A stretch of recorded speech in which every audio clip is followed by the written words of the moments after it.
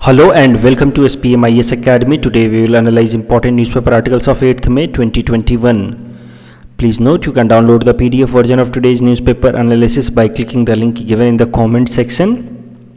You can also download April 2021 magazine from our website spmisacademy.com. You can also join our WhatsApp group through the link given in the description section for more study materials.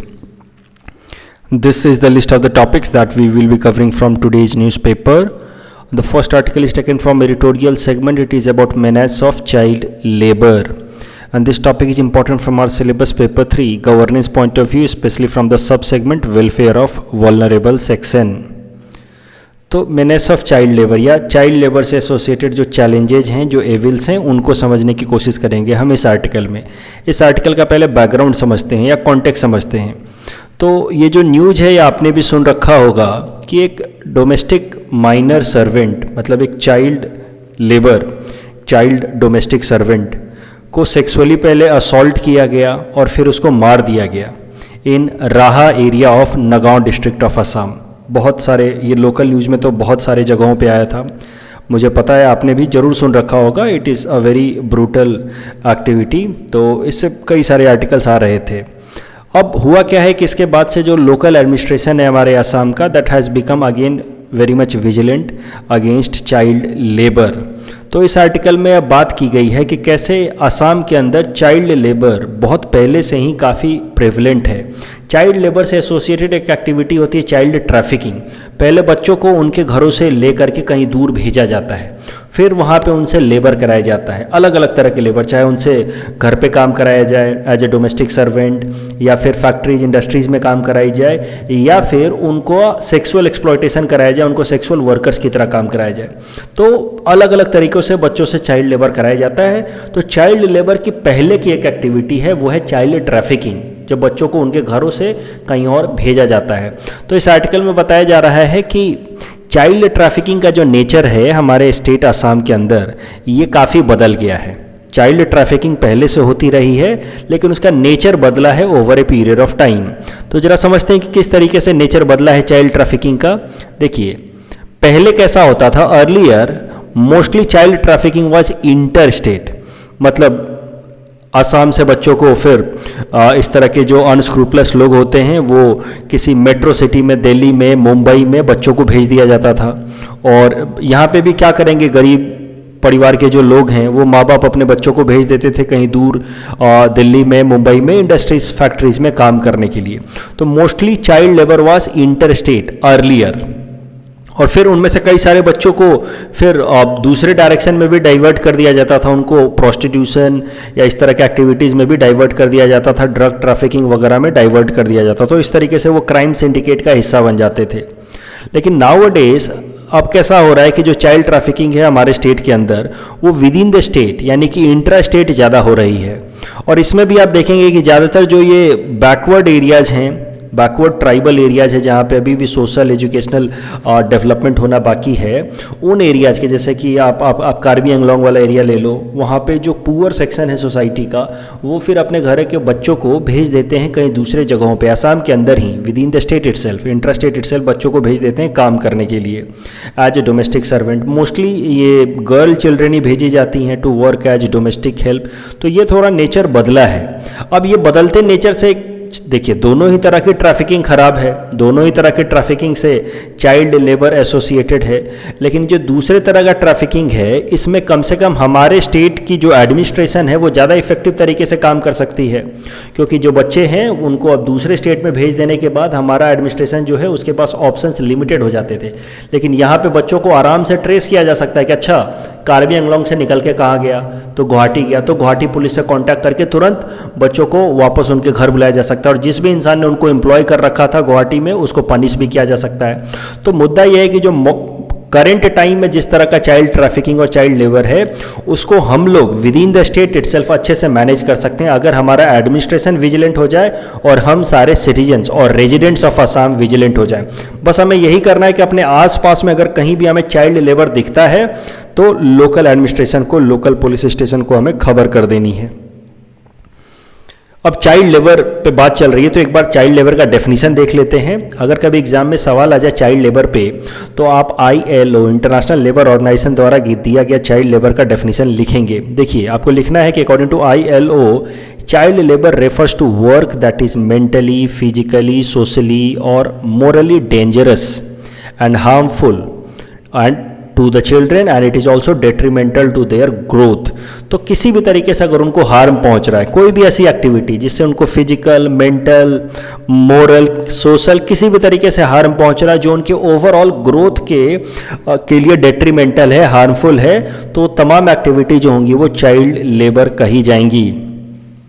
अब child labour को prevent करने के लिए कई सारे steps लिए गए हैं। There have been many commitments at international level as well as national level ताकि हम चाइल्ड लेबर को प्रिवेंट कर सकें। क्योंकि आज जो बच्चे हैं अगर उनका हम सही तरीके से डेवलपमेंट ना करें, फिजिकल एंड मेंटल डेवलपमेंट ना करें, तो फिर फ्यूचर में वो हमारे देश की तरफ या पूरे ग्लोबल सिस्टम की तरफ वो पॉजिटिव तरीके से कंट्रीब्यूट नहीं कर पाएंगे। तो इसी कारण से there has been many commitments. For example international level पे there have been many commitments but I will be highlighting few important ones. For example sustainable development goals, आपको पता है कि 17 सस्टेनेबल डेवलपमेंट गोल्स सेटअप किए गए हैं that has to be fulfilled from 2015 to 2030। तो ये यूनाइटेड नेशंस ने स्टैब्लिश किए हैं सस्टेनेबल डेवलपमेंट गोल्स। 17 गोल्स में ओवरऑल 169 टारगेट्स हैं। उनमें से एक इंपॉर्टेंट टारगेट है कि दुनिया भर से चाइल्ड लेबर को इरेडिकेट करना है। ये जो टारगेट है उसका नंबर है टारगेट नंबर 8.7, मतलब गोल नंबर 8 और उसके अंदर 7th नंबर टारगेट। तो आपको याद रखना है 8.7। देखो ये सब फैक्चुअल चीज़ें ही आपको एग्जाम में नंबर दिलाती हैं। चाइल्ड लेबर पे आप बस फिलोसॉफिकल बातें लिखें जीएस के आंसर में और इस तरह की फैक्चुअल बातें मिस कर जाएं कि it is United nation sustainable development goal target number 8.7, तो नंबर नहीं मिलेंगे। तो याद रखना कि चाइल्ड लेबर को इरेडिकेट करने के लिए एक सस्टेनेबल डेवलपमेंट गोल टारगेट भी है 8.7। उसके अलावा इंटरनेशनल लेबर ऑर्गेनाइजेशन का जो कन्वेंशन नंबर 182 है that also talks about abolishment of different forms of child labour and that too as a matter of urgency, मतलब बिल्कुल अर्जेंट तरीके से चाइल्ड लेबर को पूरी दुनिया भर से ख़त्म करना चाहिए। और इंडिया इन दोनों ही इंटरनेशनल कमिटमेंट का हिस्सा है। India is party to both such international commitments. अगर आप ILO के कन्वेंशन नंबर 182 को डिटेल में पढ़ना चाहते हैं तो यहाँ पे आप पढ़ सकते हैं। इंडिया ने इसको 1999 में ही साइन कर दिया था जब इसको लाया गया था पहली बार। अगर नेशनल लेवल पे कमिटमेंट की बात की जाए तो हमारा constitution article 24 itself commits that there won't be a child labour और practice of child labour in our country. लेकिन आप अगर उसके लैंग्वेज को देखें तो आपको लगेगा कि indirectly it is permitting child labour. Article 24 जरा ध्यान से समझिए। आर्टिकल 24 क्या कहता है कि no children below the age of 14 years shall be employed to work in any factory or mine or engaged in any other hazardous employment। तो मतलब इनडायरेक्टली ये क्या कह रहा है कि आप डोमेस्टिक हेल्प में बच्चों को एम्प्लॉय कर सकते हैं। डायरेक्टली नहीं कह रहा, ऑफ कोर्स एक्सप्लिसिटली नहीं कह रहा है, लेकिन इम्प्लिसिटली। मतलब आर्टिकल 24 कहता है कि बच्चों को जो 14 साल से कम उम्र के बच्चे हैं उनको हजार्डस इंडस्ट्रीज में, माइंस, फैक्ट्रीज में एम्प्लॉयमेंट नहीं दिया जा सकता। तो इनडायरेक्टली इसका मतलब तो यही निकलता है कि ठीक है घरों में सेफ एनवायरनमेंट में बच्चों से काम कराया जा सकता है एज डोमेस्टिक सर्वेंट। तो इनडायरेक्टली ऐसा माना जा सकता है कि it permitted employment of children for domestic help. तो आखिर बड़ी बात यह है कि क्यों हमारा संविधान साफ साफ बच्चों को डोमेस्टिक सर्वेंट की तरह काम करने से रोकता क्यों नहीं है। तो अगर आप उस टाइम के कॉन्स्टिट्यूएंट असेंबली का डिबेट अगर देखेंगे, समझेंगे, तो आपको पता चलेगा उस टाइम में इस पर डिस्कशन हुआ था कि बच्चों के हर तरह के एम्प्लॉयमेंट को बैन कर देना चाहिए, उनको डोमेस्टिक सर्वेंट की तरह भी काम नहीं करने देना चाहिए। लेकिन फिर सर्वपल्ली राधाकृष्णन साहब ने कहा था कि देखिए मैं खुद बच्चों के राइट्स के लिए अपनी लाइफ को सेक्रीफाइस कर सकता हूँ, ऐसा उन्होंने कहा कॉन्स्टिट्यूएंट असेंबली के अंदर। लेकिन अगर करंट इंडिया का मतलब 1947 के इंडिया का सोशल इकोनॉमिक कॉन्टेक्स्ट देखा जाए तो child labour was a very hard reality of India at that time. जो चाइल्ड लेबर था that was part of our economic and social culture. जो गरीब परिवार थे, एक तो गरीबी बहुत ज़्यादा थी हमारे देश में, और जो गरीब परिवार थे उनके सर्वाइव करने के लिए ये एक इम्पॉर्टेंट जरिया था कि वो अपने बच्चों को भी भेजे काम करने के लिए। इसको एकाएक से इलीगल करके, अनकॉन्स्टिट्यूशनल करके हम लोग चाइल्ड लेबर को रोक नहीं पाएंगे। People will be force to break such constitutional provision, क्योंकि that was part of the society. मतलब गरीबी इतनी ज़्यादा थी कि जो गरीब परिवार हैं वो मजबूरी में अपने बच्चों को किसी न किसी के घरों में काम करने के लिए भेजते ही थे। So that was a social and economic reality of India at that time, and many poor families were dependent on employing their children for their survival, and that is why our constitution did not put explicit ban on employment of children below 14 years of age. साफ साफ मना नहीं किया, लेकिन हाँ कुछ hazardous circumstances में employment से साफ साफ मना कर दिया। लेकिन बाद में 2016 में हमारी सरकार ने एक कानून लाए, और उस कानून की मदद से इन्होंने 14 साल से कम उम्र के बच्चों का किसी भी तरीके का एम्प्लॉयमेंट को बैन कर दिया।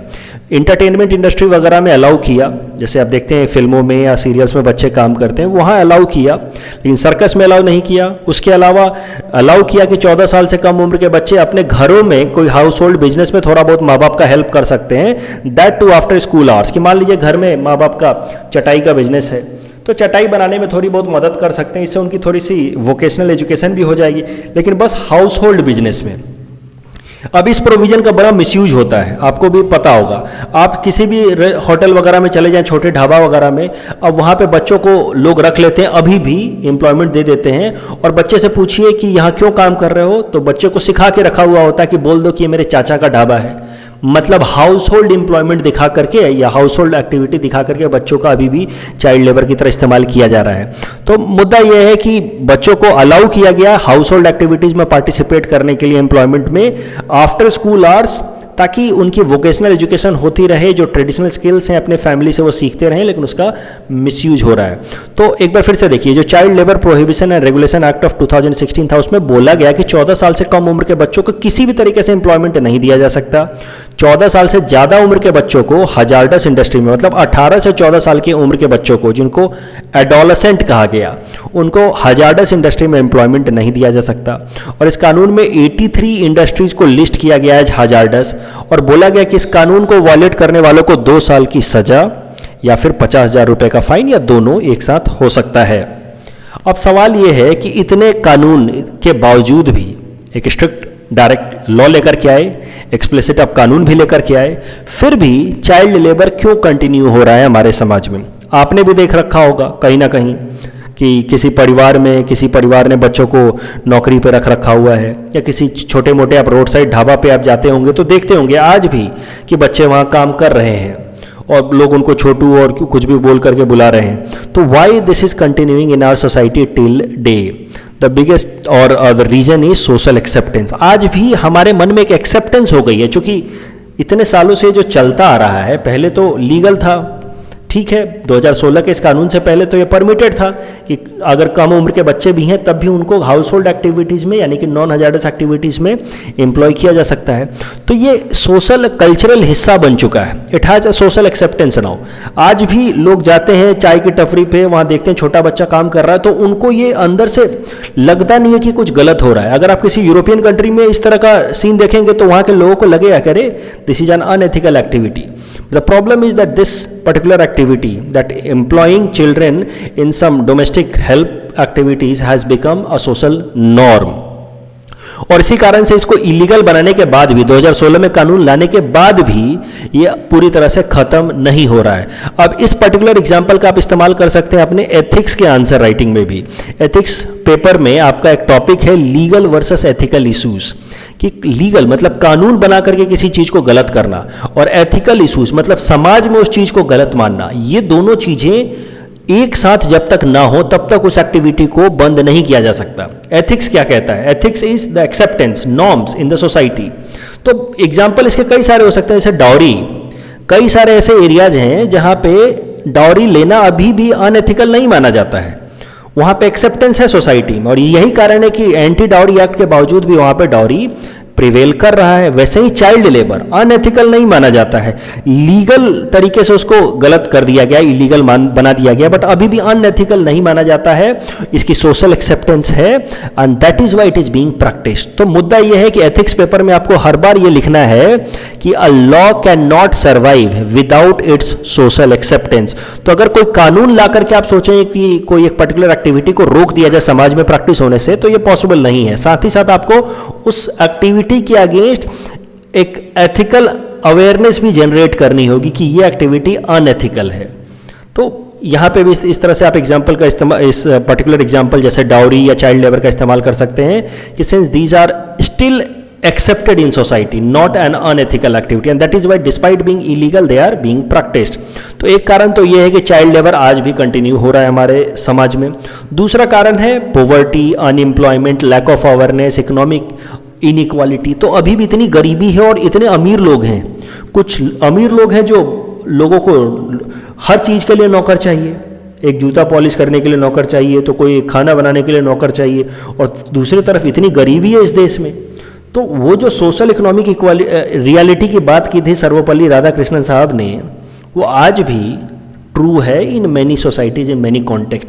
आज भी हमारे स्टेट में भी आप देख लीजिए, हमारे स्टेट में भी आप देखिए कितने सारे लोग मर्सिडीज और क्या क्या चलाने वाले लोग हैं, उनको हर चीज़ के लिए नौकर चाहिए।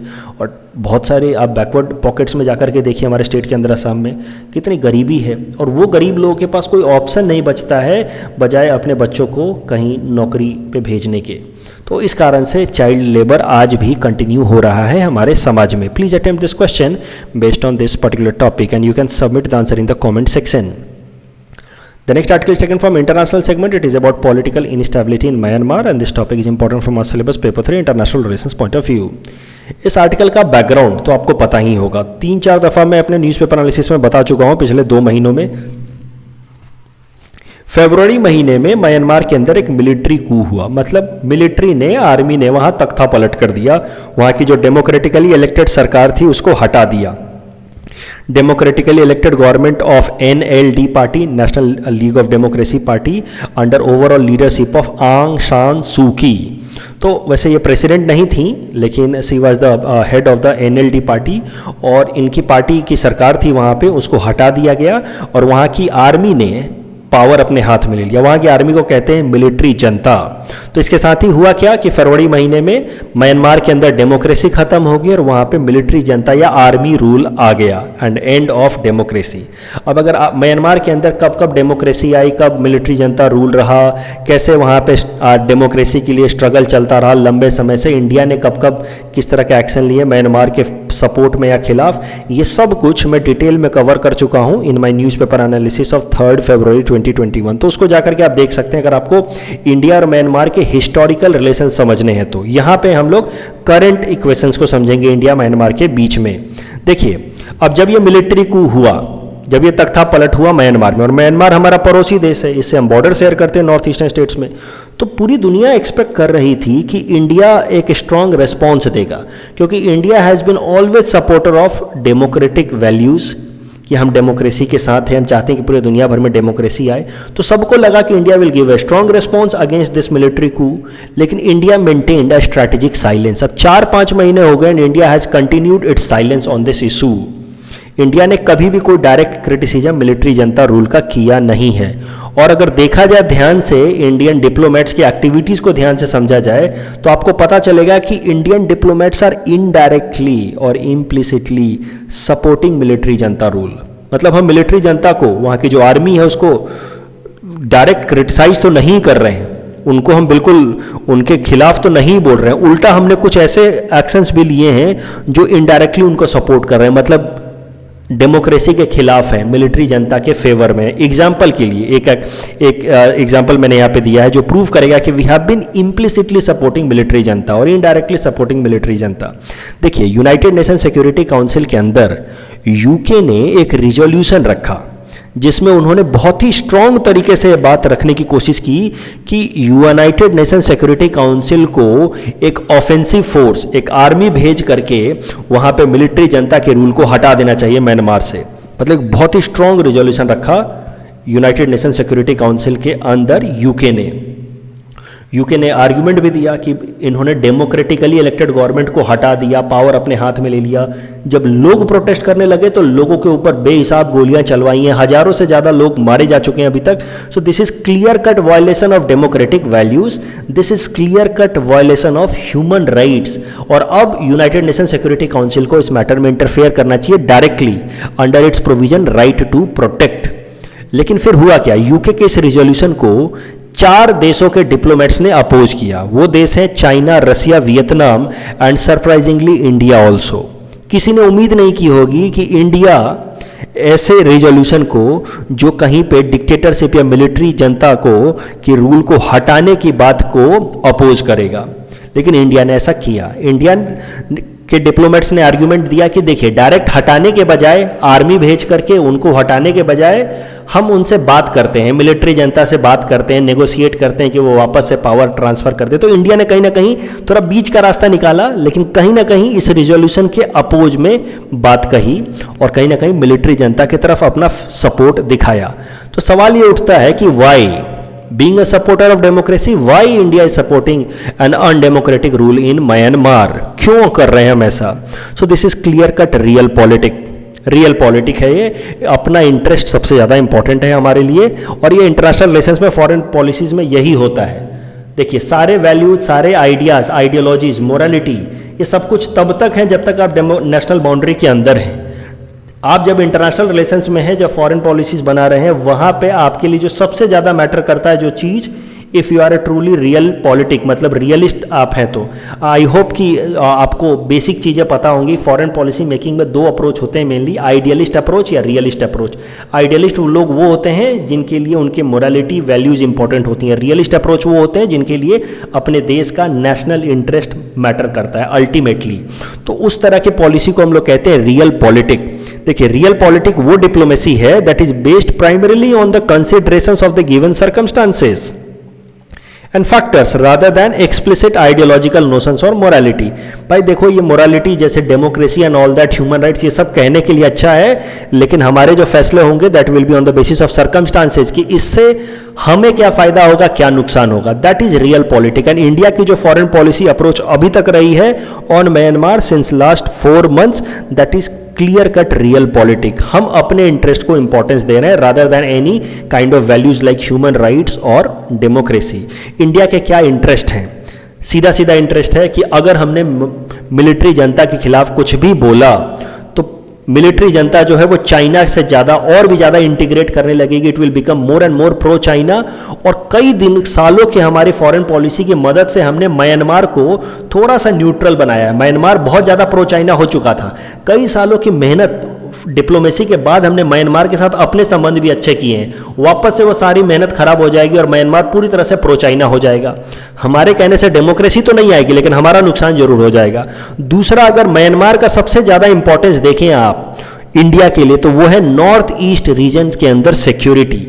नॉर्थ ईस्ट रीजन के अंदर कितने सारे इंसर्जेंट ग्रुप्स ऑपरेट कर रहे थे, NSCN, ईसाक मोया, खापलांग, तो अल्फा, NDFB, ये कितने ऑपरेट कर रहे थे। ये नॉर्थ ईस्ट के अंदर इंसर्जेंसी कंट्रोल करने में जो सबसे इंपॉर्टेंट फॉरेन पॉलिसी रही है वो रही है इंडिया की foreign policy with respect to Myanmar.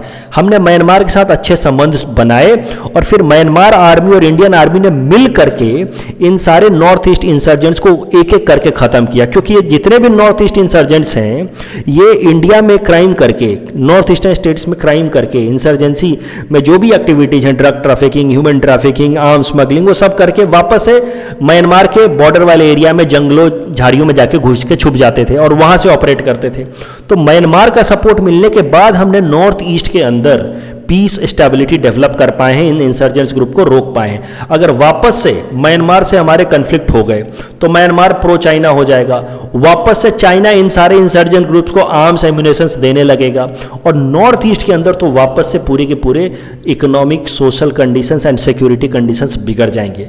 तो हमारे लिए, हमारा नॉर्थ ईस्टर्न स्टेट्स, हमारी सरकार के लिए अगर कहा जाए तो नॉर्थ ईस्टर्न स्टेट्स, उनकी सेफ्टी, सिक्योरिटी, पीस ज़्यादा इंपॉर्टेंट है rather than any notional idea of democracy in some other parts of the world, for example in this particular case Myanmar. वो देखा जाएगा, लेकिन हमारे लिए हमारा देश और हमारे इंटरेस्ट ज़्यादा महत्वपूर्ण हैं। The next article is again taken from international segment. It is about Mount Sinabung volcano and this topic is important from our syllabus paper 2, important geophysical phenomena point of view.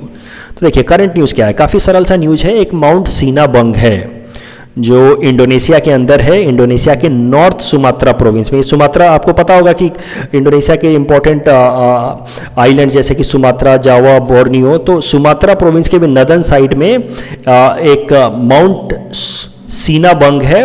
और ये mount Sinabung news में इसलिए है क्योंकि यहाँ पे ये mount Sinabung एक वोल्केनिक माउंटेन है और कल यहाँ पे एक वोल्केनिक इरप्शन हुआ था। In fact the day before yesterday, Thursday को यहाँ पे एक वोल्केनिक इरप्शन हुआ था। लगभग 3000 मीटर तक, मतलब 3 किलोमीटर तक ऊंचे हाइट तक स्मोक फैल गया था आसमान में। मतलब काफ़ी वायलेंट ये इरप्शन था, वोल्केनिक इरप्शन था। मुद्दे की बात यह है कि ये जो माउंट सीनाबंग है जो नॉर्थ सुमात्रा रीजन में है इंडोनेशिया के, ये लगभग 400 सालों तक इनएक्टिव था, डोरमेंट स्टेट में था। लेकिन 2010 से ये वापस से एक्टिव हो गया और तब से ये बहुत बार इरप्ट हो चुका है, बहुत बार ये फट चुका है। तो सवाल ये उठता है कि आखिर माउंट सीनाबंग इतनी फ्रिक्वेंटली हाल फिलहाल में क्यों इरप्ट हो रहा है। तो इसका सरल सा जवाब है कि जो माउंट सीनाबंग है it is part of Pacific ring of fire. तो पैसिफिक रिंग ऑफ फायर क्या चीज़ होती है वो समझ लेते हैं। देखिए यहाँ पे ये शेप देखिए, पैसिफिक ओशन के आसपास एक इस तरह के सीरीज ऑफ वोल्केनोज हैं, सीरीज ऑफ माउंटेन वोल्केनोज हैं पैसिफिक रिंग के आसपास। माउंटेन वोल्केनोज प्लस आइलैंड्स, इनको हम लोग कहते हैं Pacific ring of fire. So on the periphery of Pacific ocean there are series of volcanic mountains and volcanic islands, together they are known as Pacific Ring of Fire। 450 से भी ज़्यादा active या dormant volcanoes है। In fact दुनिया के 75%, 75% से भी ज़्यादा वोल्केनोज बस पैसिफिक ओशन के पेरीफेरी पे हैं, जिनको हम लोग साथ में कहते हैं Pacific ring of fire. Pacific ring of fire has a kind of horse shoe shape, और दुनिया का 90% तक अर्थक्वेक भी बस इसी एरिया में होता है। तो कारण क्या है इतने सारे फ्रीक्वेंट अर्थक्वेक और वोल्केनो के पीछे, वो भी जरा समझ लेते हैं। ये जो एरिया है ये टेक्टोनिकली बहुत अनस्टेबल है। देखिए ये जो पैसिफिक रिंग ऑफ फायर के पीछे जो कारण है वो है ये पैसिफिक प्लेट। ये पैसिफिक प्लेट जो है वो तमाम प्लेट्स के साथ इंटरैक्ट करता है, जैसे यहाँ पे Philippine plate, Indo Australian plate, उसके अलावा North American plate, Nazca plate, Cocos plate, तो इन सब से इंटरैक्ट करता है। तो कहीं कहीं पे OC कन्वर्जेंस है, कहीं पे OO कन्वर्जेंस है। तो ये सब तो आपने सुन रखा होगा, अपने बेसिक ज्योग्राफी में पढ़ रखा होगा। जहाँ पे OO ओशन कन्वर्जेंस है वहाँ पे क्या बनेगा, वोल्केनिक आइलैंड। जहाँ पे OC कन्वर्जेंस है वहाँ पे बनेगा वोल्केनिक माउंटेन, जैसे कि यहाँ पे नॉर्थ अमेरिका में बन गया रॉकी, साउथ अमेरिका में बन गया एंडीज। तो यहाँ पे जैसे जापान बन गया OC कन्वर्जेंस के, OO कन्वर्जेंस के कारण। तो इस कारण से कहीं कहीं पे आइलैंड्स बन गए, कहीं पे वोल्केनिक माउंटेन्स बन गए, लेकिन मेन कारण है वो है tectonic instability and plates interaction. तो ये पैसिफिक प्लेट इंटरैक्ट करता है अलग अलग प्लेट्स के साथ और इस कारण से वोल्केनिक आइलैंड्स या वोल्केनिक माउंटेन्स बनाता है। और पूरे मिला जुला करके इन्होंने ये पैसिफिक रिंग ऑफ फायर बना दिया है इस तरह का हॉर्सशू स्ट्रक्चर में।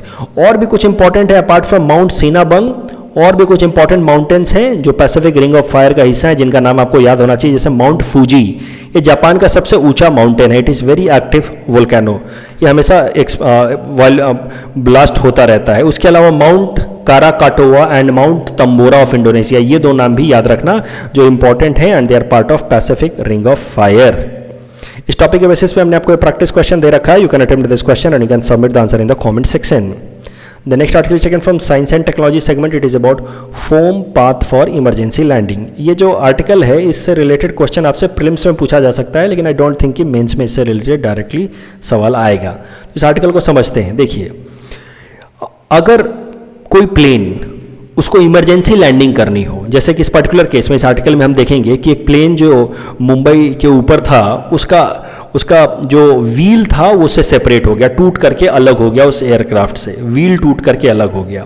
तो अब उसके बाद उस प्लेन को इमरजेंसी लैंडिंग करनी थी मुंबई एयरपोर्ट पे, इमरजेंसी बेली लैंडिंग। बेली लैंडिंग मतलब अब जब नीचे का उसका व्हील हट चुका है, चक्के हट चुके हैं, तो पेट केवल ही गिरेगा, तो इसी को कहते हैं बेली लैंडिंग। तो इसको इमरजेंसी बेली लैंडिंग करनी थी। तो इमरजेंसी बेली लैंडिंग से पहले क्या किया जाता है कि प्लेन के लैंड करने से पहले जहाँ पे वो लैंड करने वाला जिस सरफेस पे, वहाँ पे एक तरह का लिक्विड स्प्रे कर दिया जाता है, एक फोम लिक्विड स्प्रे कर दिया जाता है। ये जो फोम लिक्विड स्प्रे किया जाता है इसी को कहते हैं फोम पाथ।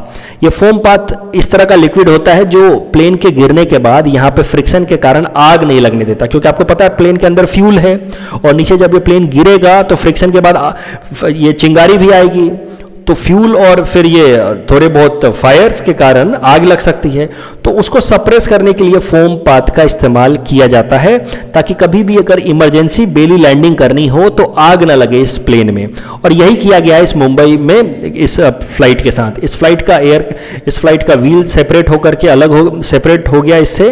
उसके बाद इसको बेली लैंडिंग करनी थी, तो वहाँ के मुंबई एयरपोर्ट के अथॉरिटीज़ ने पहले यहाँ पे फोम पाथ बिछा दिया और वापस से इसकी बेली लैंडिंग कराई गई, और ये सेफली बेली लैंडिंग हो भी गई इस प्लेन की। आप इस वीडियो की मदद से और बेहतर समझ सकते हैं कि बेली लैंडिंग क्या चीज़ होती है और फोम पाथ क्या चीज़ होता है। देखिए, अब देखिए ये जो नीचे लिक्विड आप देख रहे हैं ये सब फोम पाथ है। एक बार ये प्लेन जब यहाँ पे बेली लैंडिंग कर चुका है, पेट के बल यहाँ पे लैंड कर चुका है, उसके पहले इन्होंने यहाँ पे फोम पाथ बिछा दिया था। उसके बाद ये लोग वाटर स्प्रे कर रहे हैं ताकि और कोई आग लगने की संभावना ना हो। हुआ क्या था कि इसका जो एक टायर है वो उससे टूट करके, इसका जो एयरक्राफ्ट का व्हील है इससे टूट करके अलग हो गया था, और उसके बाद इसको इमरजेंसी बेली लैंडिंग करानी पड़ी एट मुंबई एयरपोर्ट। इस टॉपिक के बेसिस पे हमने आपको ये प्रैक्टिस क्वेश्चन दे रखा है। You can attempt this question and you can submit the answer in the comment section. इस क्वेश्चन को अटेम्प्ट करने के लिए एक बार जरा ये हिंट्स भी देख लेना, and then you will be able to attempt this question. In our segment most probable prelims topics for upcoming UPSC, today we will cover topic number 146 to 150। Topic number 146 is Ladakh region. Ladakh इस साल के लिए बहुत important है क्योंकि India China के बीच में कई सारे टसल्स हुए हैं, इंडियन चाइनीज आर्मी के बीच में इन लद्दाख एरिया। तो देखते हैं, Ladakh is a cold desert lying in the great Himalaya region. It is mainly between the Zanskar range and Karakoram range of a Himalayan region. Chiru antelope survives in this area, lives in this area at a height of about 3,600 meters to 5,500 meters. This Tibetan antelope is found mostly in the northern and northeastern Ladakh region. There are about 250 to 300 Chiru in Ladakh. Chiru का IUCN status है near threatened. उसके अलावा कुछ important monasteries भी हैं लद्दाख में, जैसे हेमिस, थिक्से, से and Lamayuru monasteries. Please attempt this question based on topic number 146. Topic number 147 is about MP LAD scheme. Members of Parliament Local Area Development Division scheme is interested with the responsibility of implementation of this MP LAD scheme. Under this scheme, each MP has a choice to suggest the district collector for work up to the tune of rupees 5 crore per annum to be taken up in his or her constituency. Rajya Sabha members of the parliament can recommend works in one or more district in the state from where he or she has been elected, क्योंकि उनका एक particular कोई district तो होता नहीं है Rajya Sabha members का, और इस स्कीम को इम्प्लीमेंट करने के लिए सारी प्लानिंग करता है ministry of statistics programme and implementation. जो नॉमिनेटेड मेंबर्स होते हैं लोकसभा या राज्यसभा के, वो देश के किसी भी डिस्ट्रिक्ट को या एक से ज़्यादा डिस्ट्रिक्ट को चुन सकते हैं for implementation of MP LAD scheme. मतलब नॉमिनेटेड मेंबर्स के लिए भी 5 करोड़ दिए जाते हैं हर साल फॉर MP LAD। इस टॉपिक के बेसिस पे हमने प्रैक्टिस क्वेश्चन दे रखा है। You can attempt this question and submit the answer in the comment section. Topic number 148 is about particularly vulnerable tribal groups. So in 1973, Devbhar Commission created a separate group within the tribals. तो tribals में भी जो बहुत ज़्यादा पिछड़े हुए थे उन्होंने उनके लिए एक अलग लिस्ट बना दी और उनका नाम रखा गया प्रिमिटिव ट्राइबल ग्रुप्स। बाद में 1975 में भारत सरकार ने इनका नाम चेंज करके रख दिया पार्टिकुलरली वल्नरेबल ट्राइबल ग्रुप्स। इसमें टोटल स्टार्टिंग में 52 ग्रुप्स थे, बाद में 23 और ऐड कर दिया गया, तो अब total 75 particularly vulnerable tribal groups हैं हमारे देश में। They are over 18 states and 1 union territory, that is Andaman and Nicobar islands. Among 75 particularly vulnerable tribal groups, the highest are found in Orissa, that is 13 out of 75, 13 are found in Orissa itself. Please attempt this question based on topic number 148. Topic number 149 is about national population register. आपको पता है कि इस साल NPR को लेकर के कितना ज़्यादा प्रोटेस्ट हुआ है पूरे इंडिया भर में, तो इस साल के लिए जरूरी सवाल है। क्या है ये देखते हैं। It is a resistor of usual residents of the country. It is being prepared at local level और सब डिस्ट्रिक्ट और district level and national level under the provisions of Citizenship Act of 1955 and registration of citizen and issues of national identity card rules of 2003. It is mandatory for every usual resident of India to register in the NPR. Objective क्या है? To create comprehensive identity database of every usual resident of the country. Who is usual resident according to this rule? So a usual resident is defined as for the purpose of NPR as a person who has resided in a local area for past 6 months or more than 6 months or who intends to reside in that area for more than 6 months or more. तो किसी area में अगर 6 महीने से रह रहे हैं तो आप लोकल रेजिडेंट हो उस एरिया के, या फिर आप आपका प्लान है कि वहाँ पे आप 6 महीने से ज़्यादा रुकें तो भी आप लोकल रेजिडेंट हैं। इस पर बवाल इतना क्यों हो रहा है, क्योंकि सेंसस के साथ साथ इस बार एनपीआर की को भी डेवलप करने की बात की जा रही है 2021 में, और एनपीआर को जो अपोजिशन पार्टीज हैं वो एनआरसी के साथ जोड़ करके बता रहे हैं कि देखो NPR is a new way of conducting NRC across India. जैसे उन्होंने असम में कराया, पूरे इंडिया में कराएंगे, और इसको लेकर के बहुत सारा प्रोटेस्ट हो रहा है, आपको पता होगा। Please attempt this question based on topic number 149. Topic number 115 is about Sompen tribe. They are the indigenous people of interior Great Nicobar Island, that is part of Andaman Nicobar Island. They practice hunting and gathering, and they overall they practice subsistence economy, मतलब basic survival practice करते हैं ये लोग। And in keeping with the tropical climate, इनका जो dressing sense होता है ये बहुत इसी तरीके का होता है। tropical climate के हिसाब से ये बेयर अपने बॉडी पार्ट्स को, जेनाइटल्स को कवर करते हैं। Otherwise their entire body part, चाहे मैन हो या विमेन हो, उनका ओवरऑल अपर बॉडी पार्ट जो है वो बेयर रहता है। And they are part of particularly vulnerable tribal groups. Please attempt this question based on topic number 150. This is the answer of question number 141 to 145 that we had given in yesterday's newspaper analysis. Today's question can be attempted by students, and you can submit the answer in the comment section. We will be sharing answer to these questions in tomorrow's newspaper analysis. कल जो हमने practice question दिया था उसका answer देख लेते हैं। TRIPS agreement pertains to intellectual property protection, so the correct answer is option B. The word proning recently seen in news is a posture to improve functioning of lungs. So the again correct answer is option B. To view our Assam Pedia series and Assam history series, you can click the links given here. That's all from our side for today. Thanks for watching.